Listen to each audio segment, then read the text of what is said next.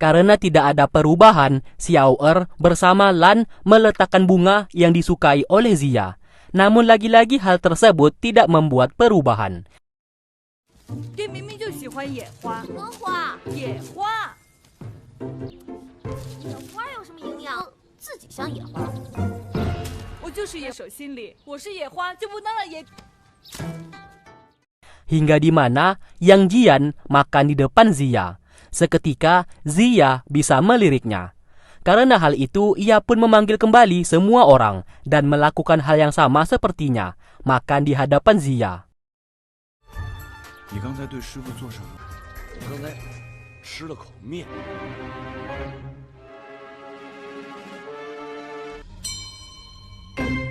动了，动了，动了！原来啊，对对对，来，快！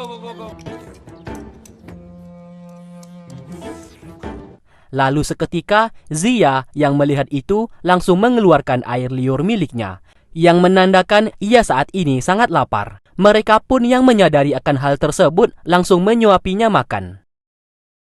Singkatnya, keempat pemimpin klan negara saat ini telah berkumpul.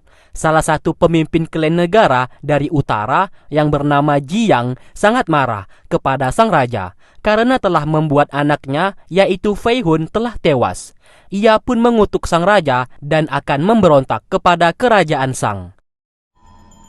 哪有半点臣子？莫非你痛失你又不共戴天之仇，千刀万剐？ Melihatnya hendak memberontak, Xin menjadi murka dan mengerahkan pasukan untuk membawa Jiang agar dihukum mati dan dipenggal kepalanya. 你等着厉鬼，英明吧！ Kembali ke mereka, Xiao Er mencoba merayu Ziya. Mana tahu Ziya bisa merespon hal tersebut. Dan seketika ia pun lagi-lagi mengeluarkan liurnya. Sang istri yang kesal langsung memukulnya menggunakan sapu tersebut. Di istana kerajaan, salah satu pemimpin klan negara selatan ditahan oleh pasukan karena ia tidak setuju atas keputusan dari sang raja yang menghukum mati Tuan Jiang. Karena bagaimanapun juga, Jiang merupakan jenderal terkuat yang mengabdi kepada kerajaan Sang selama puluhan tahun. Ia pun tak terima kalau Jiang harus dibunuh. Adegan berpindah sebentar yang dimana Ziya telah menerima pukulan sebanyak 45 kali.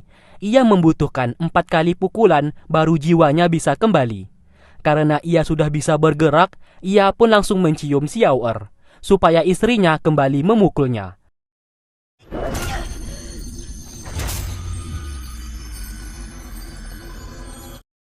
Dan setelah itu, jiwanya pun kembali dan ia bisa bergerak dan berbicara. Mereka semua yang melihatnya menjadi sangat senang. Oh, 小哥，主，我刚才我的魂魄也就回不来了。神仙就是个老色鬼，你命回来了。 Kembali ke istana kerajaan. Entah apa isi kepala otak dari Xin ini, ia pun tak terima kalau ada seseorang yang membantah perintahnya. Lantas ia pun menyuruh pasukannya untuk menghukum mati pemimpin klan negara selatan itu juga. Karena tak ingin martabatnya direndahkan oleh Xin, pria tersebut pun melakukan bunuh diri karena ia tak sudi dihukum mati oleh Xin.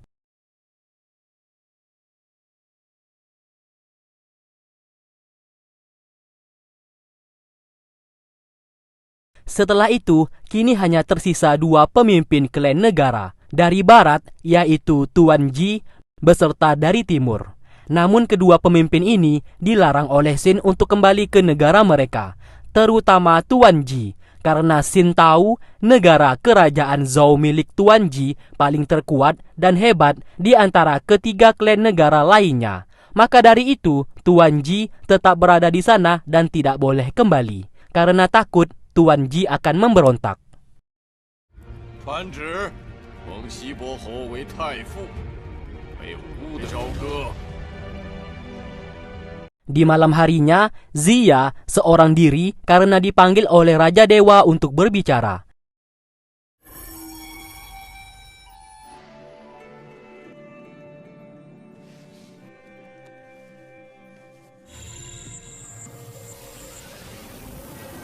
Di sana Ziya disuruh untuk menemukan 5 orang jenderal yang memiliki kemampuan mengendalikan 5 elemen, dan tugas tersebut harus dilakukan oleh Yang Jian beserta Xiao Er.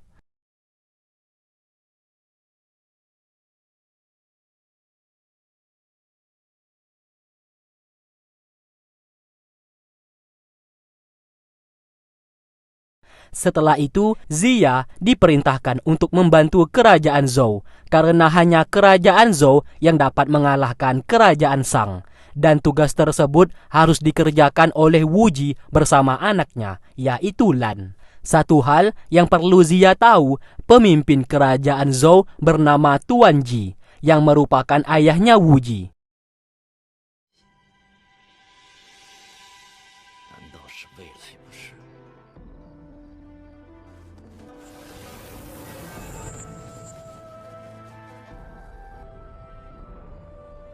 师尊是让杨戬和小薇。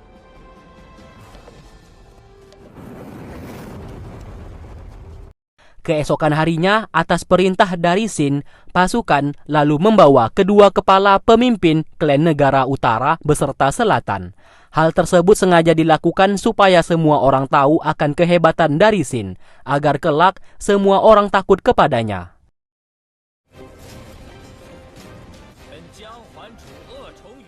Apa yang dilakukan oleh Xin mendapatkan pertentangan dari anaknya sendiri. Yin Jiao tak menyangka ayahnya saat ini menjadi biadab dan jahat. Apabila semuanya ini terus berlanjut, benar apa kata ibunya, kerajaan Shang pasti akan hancur dengan sendirinya. Xin hanya tertawa karena ia adalah raja terkuat yang berkuasa. Tidak ada yang bisa mengalahkan kerajaannya. Apabila Yin Jiao tidak suka atas perbuatannya, Yin Jiao diberikan kesempatan untuk membunuhnya dan menggantikan posisinya saat ini kalau ia mampu. Setelah mendengarkan hal itu, Yin Jiao langsung pergi dari sana. Di lain sisi, Ziya menceritakan masa lalu dari Wu Ji, yang merupakan anak dari Tuan Ji, pemimpin klan negara barat, yaitu kerajaan Zhou. Dan nama asli Wu Ji sebenarnya adalah Jifa. Wu Ji membenarkan hal tersebut, namun ia tak bisa menjelaskan alasan kenapa ia tak bisa kembali ke rumah lagi. Karena ia dengan ayahnya telah bermusuhan sejak lama. 知道当年商齐攻打异族国，你父侯吉昌的擅自率部突袭，还褫夺了你的不稀奇，放逐天涯。你长大了，你的 Singkat cerita, mereka semua berkumpul karena Ziya memberikan tugas masing-masing kepada mereka. Yang Jian bersama Xiao Er harus menemukan 5 orang jenderal yang menguasai kekuatan 5 elemen. Sementara Wu Ji bersama Lan harus pergi ke klan negara barat, yaitu kerajaan Zhou. Mereka semua pun lalu hendak berpisah di sana. Setelah itu, Yang Jian diberikan pedang Suan Yuan kepadanya dan harus dijaga dengan baik. Yang Jian sesaat menolak karena ia tidak bisa menggunakannya. Namun Ziya tetap memaksa, karena suatu saat nanti Yang Jian pasti bisa menggunakan pedang tersebut. Lalu ia pun diberikan sebuah kue kukus, dan ada sebuah gambar di dalam kue kukus tersebut. Di sana terlihat ada 5 simbol elemen, dan masing-masing jenderal yang mereka cari saat ini memiliki kemampuan salah satu dari kekuatan elemen tersebut. Setelah itu, Yang Jian bersama Xiao Er mulai melakukan perjalanan untuk berkelana. 为什么不能吃啊？饼就是用来吃的嘛。 这是师傅留给我们的法器，我能不能找到？ Singkatnya, Ziya dipaksa istrinya untuk berjualan kue kukus, namun bodohnya di sini ia jualan tepat di papan mading yang bertempelkan beberapa poster orang yang merupakan pengkhianat. Semua warga mengerumuninya karena sangat berani jualan di tempat yang mereka anggap sangat sial tersebut. Tak lama setelah itu, Tuan Ji menghampirinya dan ingin membeli kue kukusnya itu. 老弟，面怎么卖？ Karena Tuan Ji merupakan seorang peramal, ia pun merasakan kalau Ziya ini bukanlah manusia biasa. Ia pun mencoba mengorek informasi, namun Ziya berusaha untuk tidak mengekspos siapa ia sebenarnya. Lalu ada anak kecil berteriak kalau istri dari Ziya hendak datang ke sana.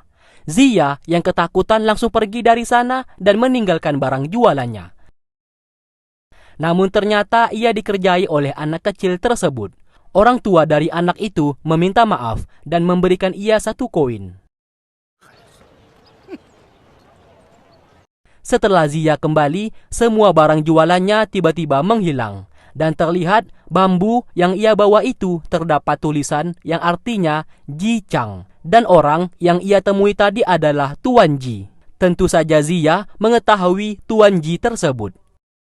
Di perjalanan mereka, Xiao Er mulai bertingkah. Ia yang lelah berjalan singgah ke hotel untuk menginap. Karena Xiao Er sudah gatel akan belayan, ia pun memilih 1 kamar dan 1 tempat tidur. Yang Jian berusaha menolak, namun uangnya telah dipegang oleh Xiao Er, yang membuatnya tak bisa memilih kamar lain.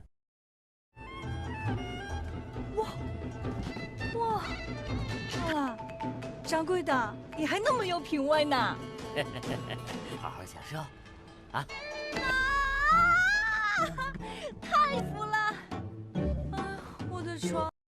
Saat berada di kamar, Xiao Er terus menggodanya supaya tidur 1 ranjang dengannya. Yang Jian, yang bukan pria murahan, menolak akan hal tersebut.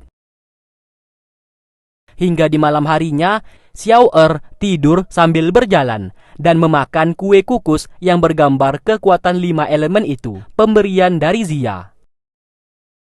Lalu keesokan harinya, Yang Jian menjadi sangat marah karena Xiao Er telah memakan roti kukus tersebut. Tanpa sebuah petunjuk, mereka tidak akan bisa menemukan keberadaan ke-5 jenderal yang mereka cari saat ini. 说的好像真的就像找到了线索一样啊！ 我千防万防，我怎么就没防住你这？哎呦，我知道了，那现在怎么？ 我得想出个对策来。你别说话了。 Namun sesaat, Xiao Er merasakan sakit di tangannya. Saat dilihat, terdapat sebuah tanda yang artinya kekuatan elemen api. Yang Jian akhirnya menyadari kalau misi pertama yang harus mereka lakukan adalah mencari keberadaan jenderal api tersebut. 子清，我跟你说啊，你看啊，那个事情，不但没有过去，你把师傅拿过来的饼吃完之后，这个火字啊，其实就是给我们的向导，我们要找的第1个5星上将，而且很有可能他现在……火将军。哎，哥，哎，笨蛋，我那是骗你的。 Di lain sisi, Tuan Ji disuruh oleh sang raja untuk menjadi babu di kerajaan dan menyapu semua abu mayat yang telah dibunuh. 看守如何？系同住。微臣领旨谢恩。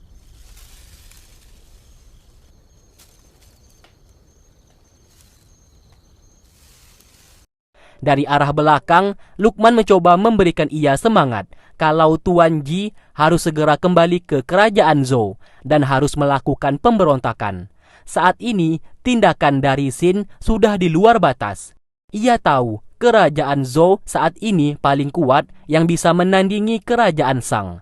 Namun, Tuan Ji menolak. Ia tak ingin adanya pertumpahan darah.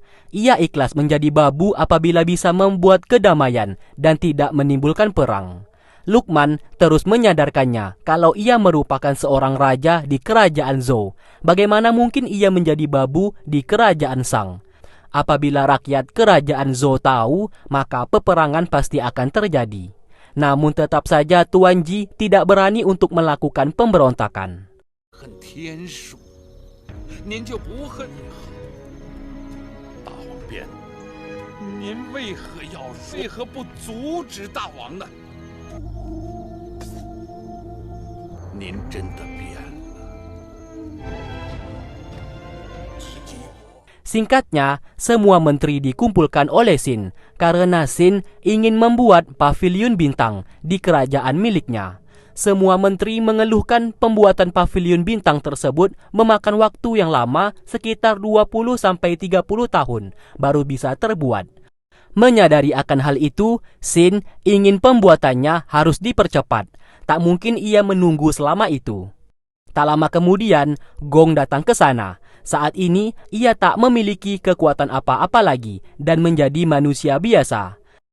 Karena ia menghilang beberapa hari ini, sang raja menanyakan kemana saja dirinya. Gong menjawab kalau ia kembali ke dunia dewa untuk memperkuat ilmunya. Ia pun berbohong supaya semua orang saat ini tidak mengetahui kalau ia sudah tidak memiliki kemampuan apa-apa lagi. Lalu Xiao Er mengumpulkan semua orang di kota tersebut.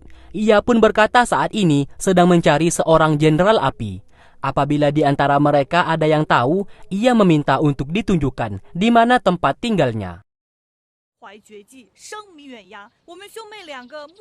Siapa sangka salah satu warga di sana mengetahui orang yang mereka cari saat ini. Wanita itu pun langsung menunjukkan tempatnya. Kalau di kedai tersebut terdapat seorang jenderal api. Yang Jian bersama Xiao Er lalu segera masuk ke dalam untuk mencarinya.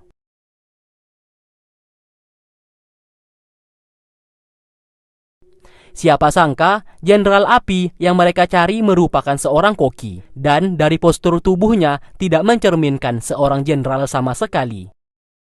Yang Jian menjadi sangat ragu dan hendak pergi dari sana. Namun pria itu mengaku tidak ada orang lain selain dirinya yang merupakan jenderal api. Tak lama kemudian, ada dua orang bersaudara di sebelah mereka duduk, tiba-tiba bertengkar gara-gara berebut makan. Sampai-sampai mereka bertarung satu sama lain.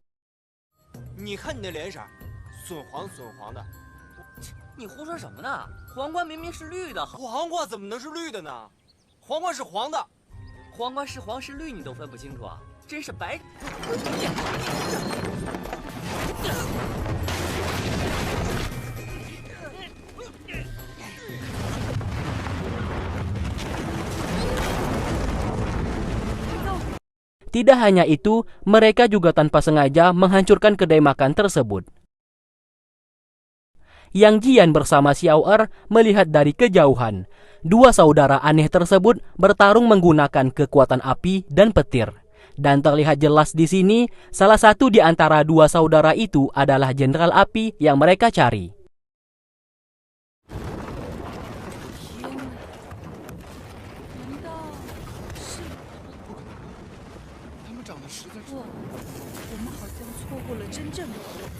Setelah mereka bertarung, kedai itu pun hancur tak bersisa. Dan sesaat mereka berdua ini justru tidak sadar mengenai apa yang telah mereka lakukan dan merasa aneh kenapa mereka barusan bertarung.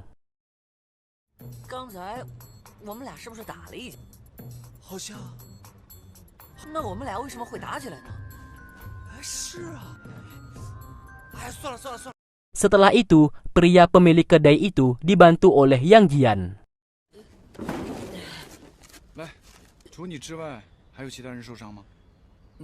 Ia pun bertanya di mana tempat tinggal kedua bersaudara tadi. Pemilik kedai itu pun dengan baik hati menunjukkan tempat tinggalnya, yang ternyata juga tinggal di hotel tempat mereka menginap saat ini.